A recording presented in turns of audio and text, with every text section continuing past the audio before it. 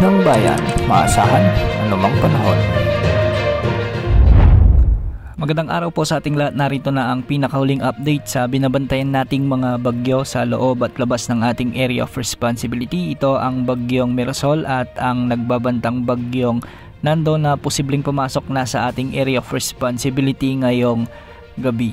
Samantala habagat naman ang nagdadala ng maulap hanggang sa maulang panahon sa ilang bahagi ng ating bansa. Huling namataan ang sentro ng bagyong Mirasol sa bahagi ng Abra at ngayon ay kikilos na ito o lalabas na ito sa kalupaan ng Ilocos Norte. Taglay nito ngayon ang lakas ng hangin na umaabot sa 55 km per hour malapit sa gitna at pagbugsong umaabot sa 90 km per hour. Kumikilos ito ng hilagang kanluran sa bilis naman na 20 km per hour at dahil dito nakataas pa rin ang tropical cyclone wind signal number 1 sa maraming lugar sa northern Luzon. Base sa mga pagtataya ay inaasang magpapatuloy ang pagkilos ng bagyong Mirasol sa hilagang kanluran at anumang oras ngayong gabi o bukas ng umaga ay lalakas na ito bilang tropical storm category. Hindi rin inaalis ang posibilidad na itaas pa rin ang tropical storm signal number 2 sa kanluran bahagi ng Ilocos Norte sa mga susunod na oras. Naasang makakalabas na ito sa ating area of responsibility bukas ng tanghali o di kaya naman ay umaga. Magpapatuloy na lamang ang pagkilos nito ng hilagang kanluran at inaasang tatama rin ito sa bahagi ng southern China pagsapit naman ng araw ng Sabado. At dahil sa epekto ng bagyong Mirasol, asahan ang mga pag-ulan at pagbugso ng hangin sa malaking bahagi ng Ilocos Norte, Ilocos Sur, Abra, Apayao, Kalinga at Cagayan. Pinag-iingat natin ang ating mga kababayan sa nabanggit na lugar dahil posible ang banta ng mga biglang pagbaha o pagguho ng lupa lalo na kung may mga umiiral na katamtaman at malalakas na pag-ulan. Samantala, magiging maulap naman ang mga kalangitan na may mga kalat-kalat na pag-ulan at thunderstorms sa La Union, Pangasinan, ang nalalabing bahagi ng Cordillera Administrative Region. Dulot pa rin ito ng epekto ng bagyong Mirasol. Para naman sa Metro Manila, ang nalalabing bahagi ng Luzon, Western Visayas, Negros Island Region at Zamboanga Peninsula ay habagat naman ang nagdadala ngayon ng mga kalat-kalat na pag-ulan.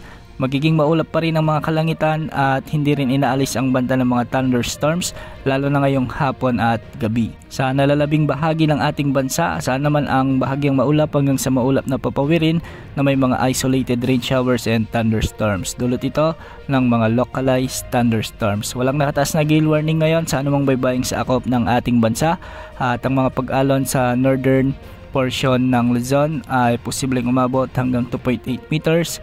At sa nalalabing baybaying sakop ng bansa, posibleng umabot ang mga pag-alon hanggang 1.5 meters. Samantala, base naman sa latest update ng Pag-asa ukol sa bagyo sa labas ng ating area of responsibility, ito yung bagyong tatawagin natin sa local name na Nando at ngayong gabi inaasang papasok na ito sa ating area of responsibility. Papasok ito bilang isang tropical depression ngunit bukas mabilis itong lalakas bilang tropical storm. Sa araw ng Biyernes ay inaasang lalakas na rin ito bilang severe tropical storm at bahagya itong kikilos ng pahilagang kanluran. Hindi rin inaalis ang posibilidad na sumadsad o ibig sabihin nito ay mas bumaba ang track ng ng bagyong ito at inaasahan din na aabot hanggang typhoon category bago ito tumama o lumapit sa bahagi ng extreme northern Luzon. Ayon sa Pag-asa, hindi rin inaalis ang posibilidad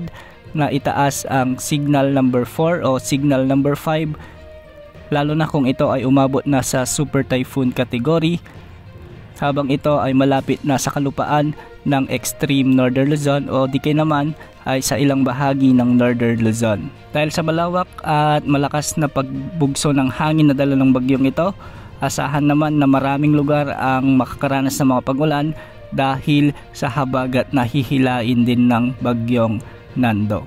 Paghandaan ang paparating na bagyong ito lalo na sa mga taga northern Luzon dahil medyo malakas at malawak ang nagbabantang sama ng panahon na ito. Yan muna ang latest sa lagi ng panahon. Ito po ang weather update ng bayan, maasahan anumang panahon.